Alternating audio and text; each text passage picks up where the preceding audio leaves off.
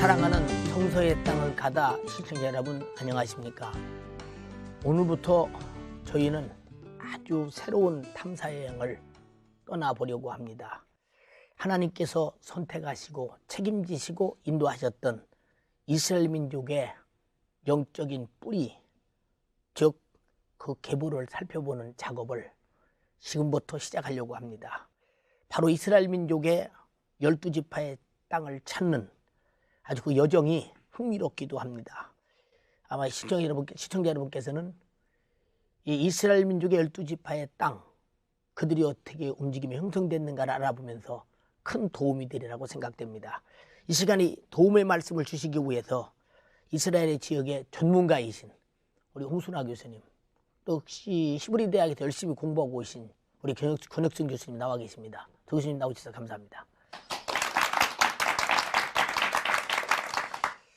오늘 함께 해주신 두 교수님 바쁘신데도 이렇게 성서의 땅을 가다 가족을 위해서 참석해 주셔서 너무 감사드립니다.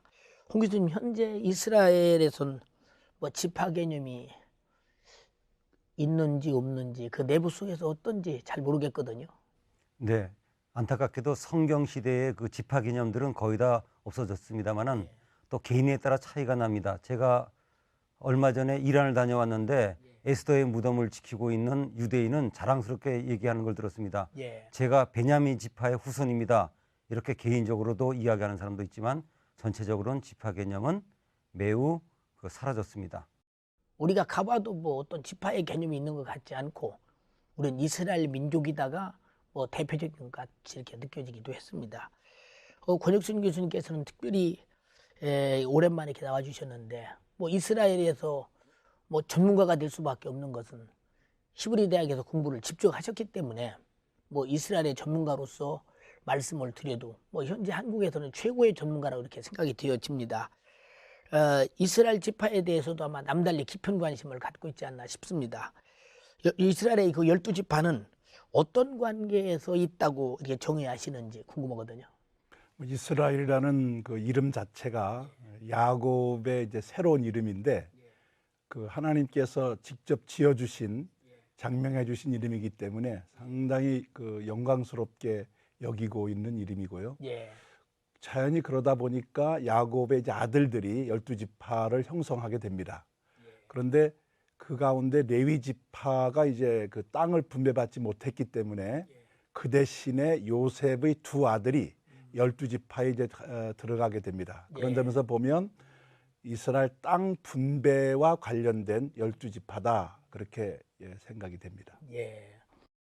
이렇게 성서를 참 좀 더 깊이 알려면 이스라엘의 민족을 알아야 되고 또 이스라엘의 민족을 알려면 12지파를 알아야 한다고 생각됩니다. 성서에 좀 더 가깝고 깊고 또 심오하게 다가갈 수 있는 통로를 지금부터 여러분과 함께 12지파를 탐사하면서 열어보시겠습니다.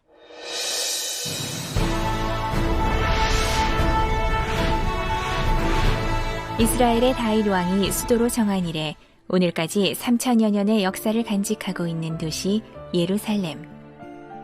베냐민 지파에 속해 있는 이 땅은 예수님이 구속 사역을 완성하신 곳이다. 이곳에 예루살렘을 상징하는 시온산에는 거대한 모스크 황금돔 사원이 있는데 사실 이곳은 아브라함이 이삭을 번제로 드리려고 했던 모리아 산이며 솔로몬이 성전을 세운 곳이기도 하다. 그런데 많은 전쟁을 거치면서 이슬람에 의해 황금돔 사원이 건축되었다. 예루살렘에서 북쪽으로 가면 갈릴리 호수가 있다. 이곳은 레아의 5번째 아들 스불론 지파가 분배받은 땅이다. 성경에 보면 스불론은 해변에 거한다고 예언되었는데 정확하게 스불론 지파는 갈릴리 해변에 거하는 복을 받았고 이후 이 갈릴리는 예수님께서 12제자를 선택하시고 복음을 선포하시는 거룩한 땅으로 남겨졌다. 여러분은 지금 이스라엘의 영토를 보셨습니다. 구약시대 이스라엘의 영토의 범위와 또 지파별 영토를 먼저 알아야 전체 내용이 이해가 되리라고 생각됩니다. 홍 교수님께서 이해가 되도록 좀 말씀해 주시기 바랍니다. 예, 목사님 말씀 들으면서 이런 생각이 났습니다.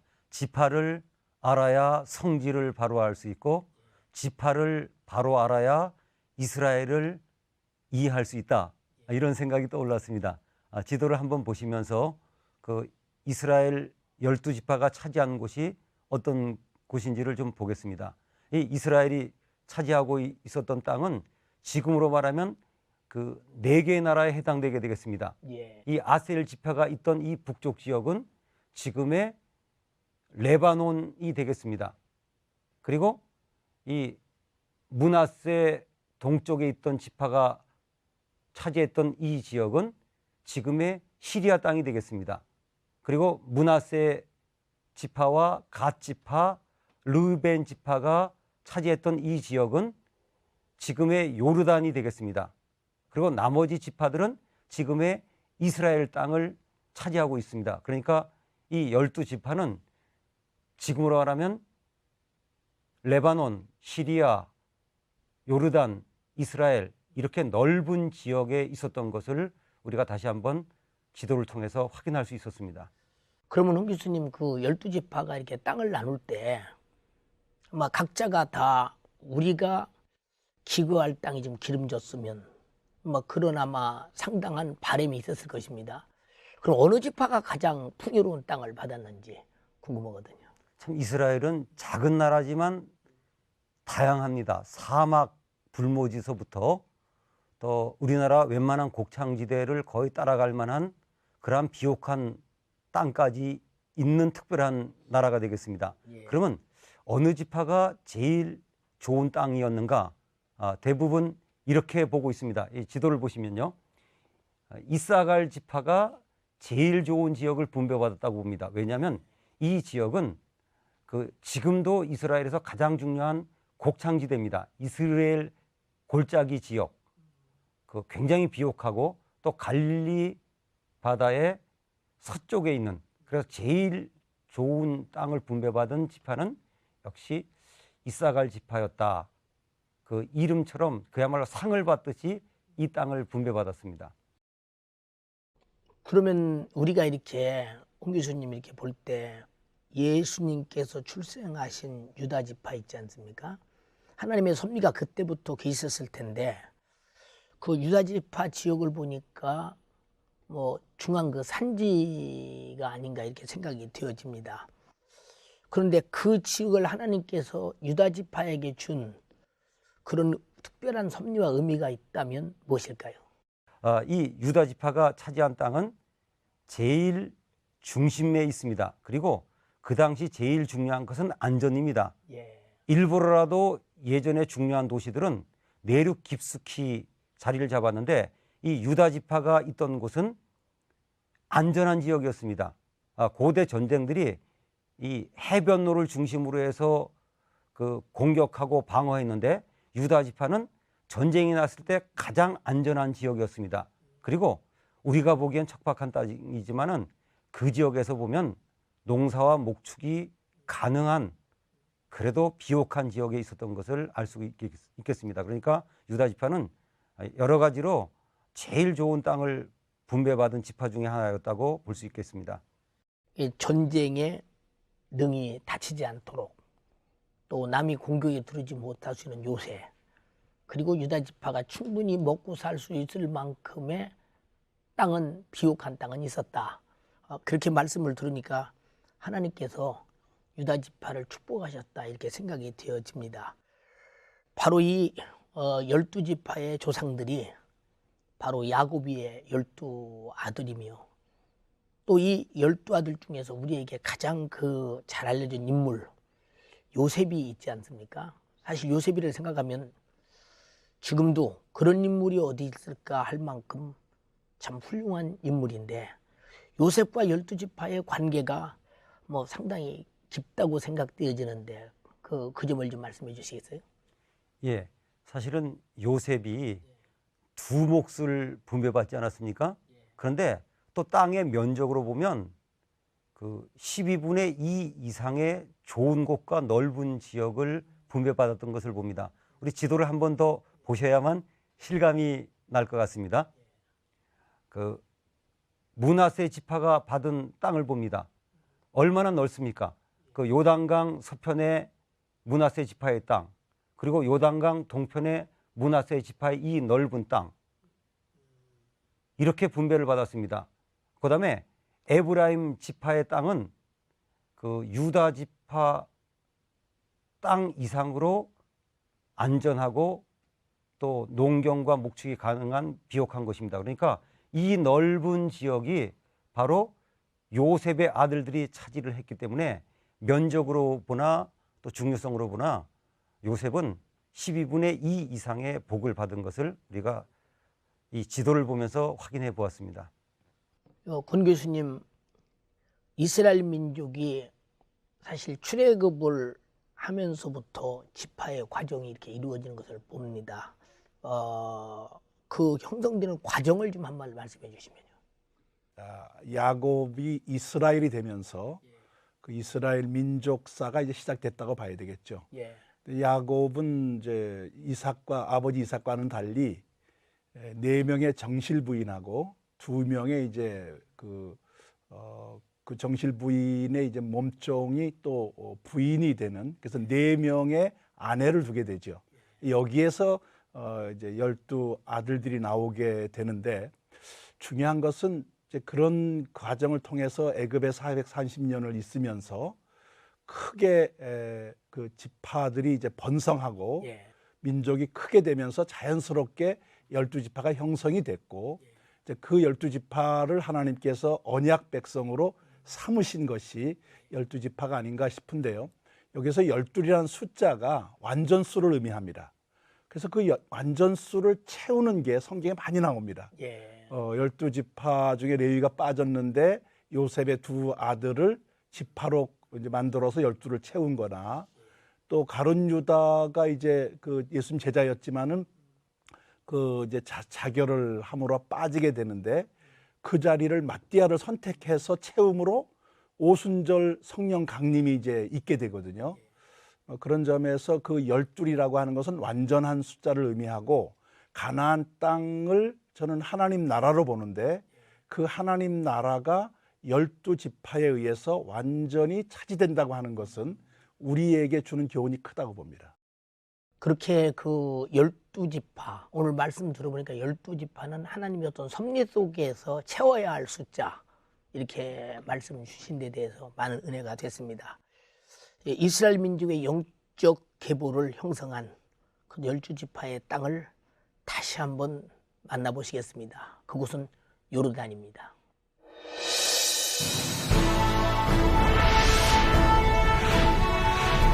요르단 마다바에서 북서쪽으로 10km를 가면 르우벤 지파와 갓 지파가 할당받았던 땅 느보가 나오는데,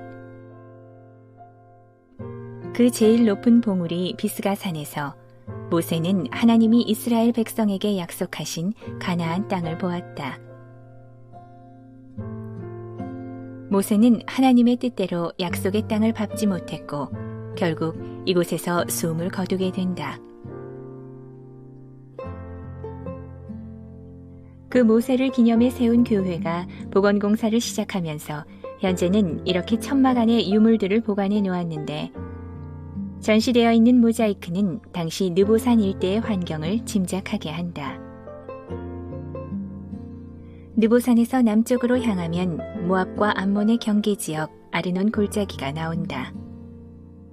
모압과 암몬은 아브라함의 조카 롯의 2 딸이 아버지에게 술을 먹여 관계를 맺고 태어난 자녀들로 인해 세워진 나라다.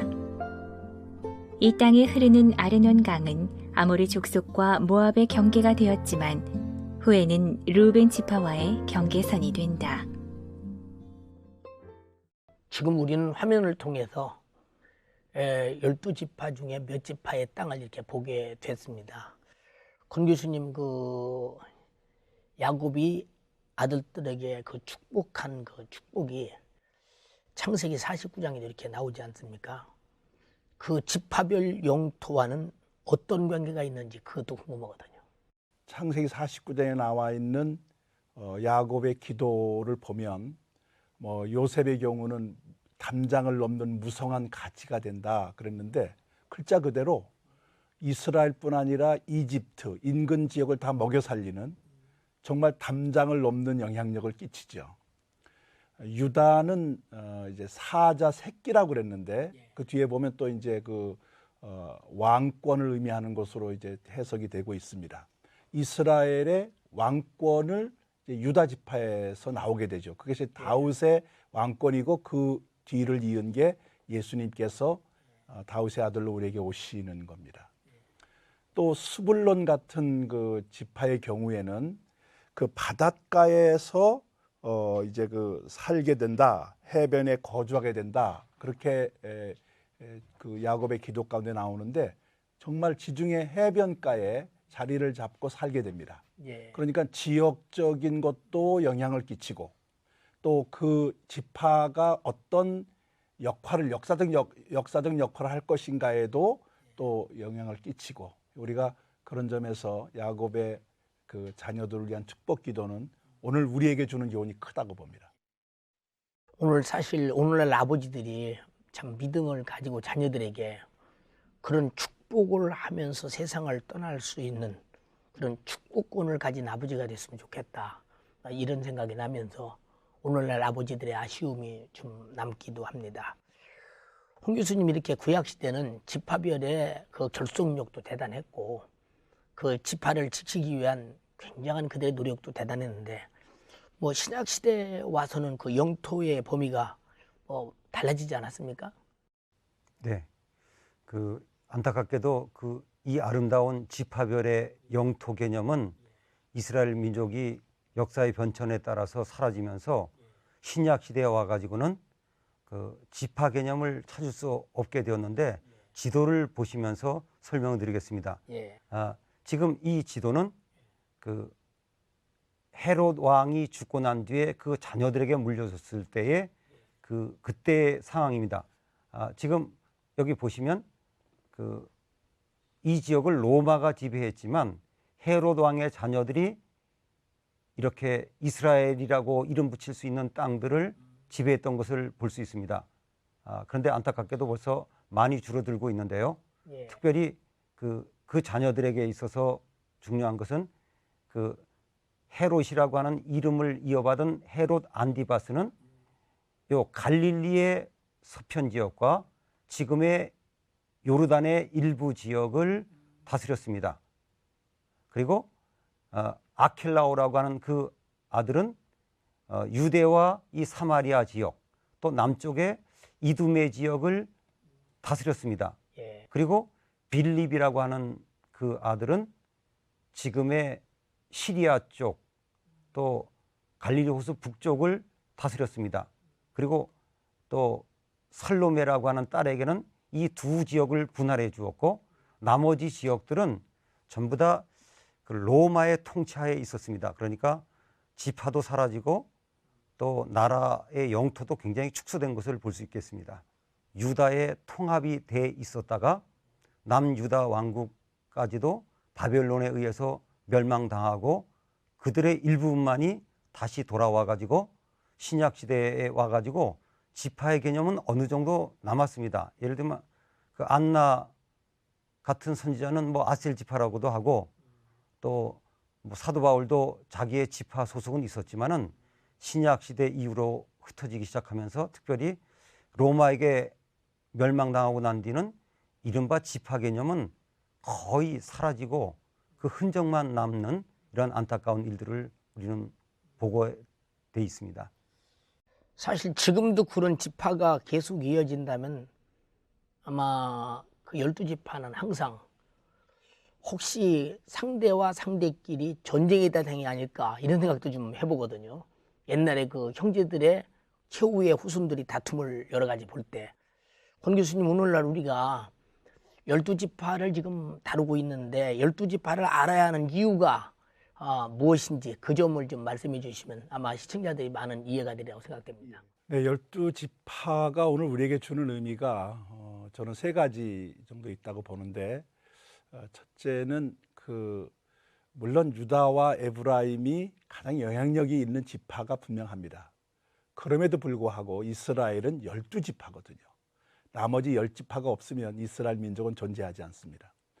오늘날도 우리 교회가 한두 사람이 주도하는 그런 모습이 가끔 보기도 하는데, 그게 교회가 아니라 모든 성도가 하나가 되어서 함께 참여하는 게 중요하다. 이게 저는 12지파의 의미라고 보여지고, 그다음에 또 한 가지는 그 여호수아가 가나안을 점령한 다음에 그 12지파에게 나눠주는데 점령보다 더 힘든 게 분배라고 보여집니다.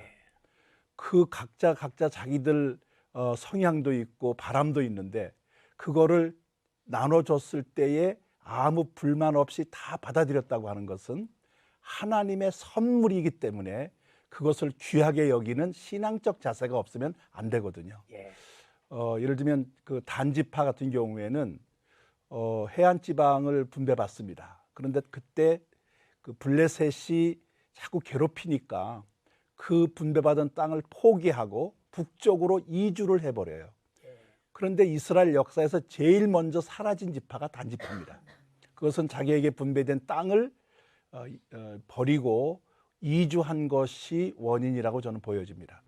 오늘도 우리에게 하나님 주신 많은 이제 가나안 땅과 같은 소중한 것들이 있는, 하나님의 선물들이 있는데, 그것을 귀하게 여기는 자세가 우리의 신앙적인 자세가 되어야 되겠고, 12지파에서 배울 수 있는 교훈이라고 보여집니다. 예를 들면 가족이라든지 국가라든지 교회라든지, 아니면 자기에게 주신 하나님의 은사, 재능 같은 것을 남과 비교하지 말고 이것이 바로 나에게 준 하나님의 몫이다 생각하고 그것을 가슴에 안고 기도하면서 열심히 살다 보면 그게 하나님의 축복이 될 거라 봅니다. 또 한 가지는 이 앞에서 홍 교수님 말씀하신 것처럼 신약시대 이후로 지파 개념은 사라졌습니다. 그런데도 유대인들의 기도 속에 보면 마지막 때 하나님께서 12지파를 회복시켜 주실 것이다 하는 그 이상이 있거든요. 그래서 그 기도를 끊임없이 하고 있습니다. 저는 이것을 12지파가 이상입니다. 그 이상을 우리도 버리지 않는 거죠. 온 세계가 하나가 되는, 그게 교회의 이상인데 하나님 주신 마지막 12지파가 아닌가, 그런 생각을 해봅니다. 오늘 두 교수님 이렇게 말씀 들으면서 많은 은혜가 됐습니다. 방청객들은 그래도 궁금한 점이 있어서 묻고 싶은 것이 있습니다. 방청객의 질문을 받아보시겠습니다. 네, 홍 교수님께 질문 드리겠습니다. 성경시대와 지역 지명이 현재와 많이 달라서 혼돈이 많이 됩니다.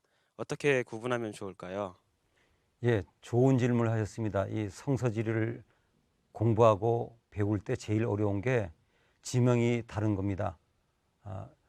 예루살렘 같은 경우는 옛날부터 지금까지 예루살렘인데, 어떤 지명은 그 성경 지명은 사라지고 지금 도시가 있는데 방법은 한 가지밖에 없습니다. 그냥 애우는 수밖에 없습니다. 그리고 애우기 싫으면 자꾸 봐가지고 익히는 수밖에 없습니다. 그러나 또 한 가지 안타까운 것은 그 발음상이 우리나라 말로 바뀌면서 혼돈을 주는 것은 조금 어렵지만 그것도 또 애우는 수밖에 없습니다. 예, 권 교수님께 여쭤보겠습니다. 그 주변에는 좋은 땅도 많이 있었는데 왜 하나님께서는 이스라엘 민족에게 물도 별로 없는 땅인 가나안 땅을 선택해 주셨는지가 궁금합니다. 예, 중요한 질문을 해주셨습니다. 이스라엘은 환경적으로 열악합니다. 사막과 인접해 있기 때문에 그렇고, 지정학적으로도 중요한 곳이지만 중요하기 때문에 큰 나라들이 항상 관심을 갖고 이 지역을 점령하려고 또 지배하려고 노력을 합니다. 그러다 보니까 이스라엘 역사가 늘 전쟁의 역사, 남의 나라의 지배를 받는 그런 역사가 계속되고 있는데, 하나님께서 이 지역을 이스라엘에게 주신 목적은 주변 바라보지 말고 위로 하나님을 바라봐라, 하나님을 믿고 하나님 주시는 복을 받아 사는 곳이다. 그런 점에서 가나안 땅 자체가 거룩한 땅이죠. 오늘 두 교수님의 말씀 이렇게 들으면서 역시 많이 배우고 많이 알아야 참 훌륭한 신앙생활도 할 수 있고 자기 삶의 대처도 하나님 앞에 할 수 있다고 생각되어서 오늘 두 교수님께서 이렇게 지리적으로 신학적으로 좋은 말씀 해주셔서 감사합니다.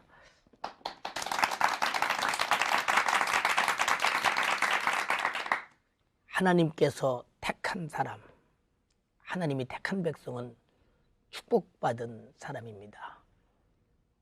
바로 이스라엘 민족은 그런 민족입니다. 12지파는 그런 지파였습니다. 그들은 하나님이 주시는 것으로 살고 하나님이 주시는 것으로 먹고 하나님이 주시는 것으로 마시며 살았습니다. 그들에게 어느 땅을 분배하든지 불만 없이 받아들이면서 하나님의 분깃으로 받아들이면서 무엇이든지 하나님이 주신 것은 그저 감사하며 살았습니다. 때로는 오늘날 현실을 사는 우리에게 나는 왜 이렇게 못 사느냐, 나는 왜 이렇게 신앙생활이 어려움냐 하시는 분이 있다면 그 자체도 하나님이 나를 택하고 부르시고 하나님 앞에서 선택한 사람으로서 축복받은 사람이라는 것을 감사하며 사시기 바랍니다. 우리는 언제든지 지금도 내가 노력해서 수고해서 사는 것 같지만 하나님이 주신 것으로 삽니다. 내가 가진 달란트 중요합니다. 하나님이 주신 것입니다. 남의 것 보지 말고 내 것 잘 활용해서 하나님께 영광 돌리고 자기 일생에 복이 되는 삶이 되기 바랍니다. 감사합니다.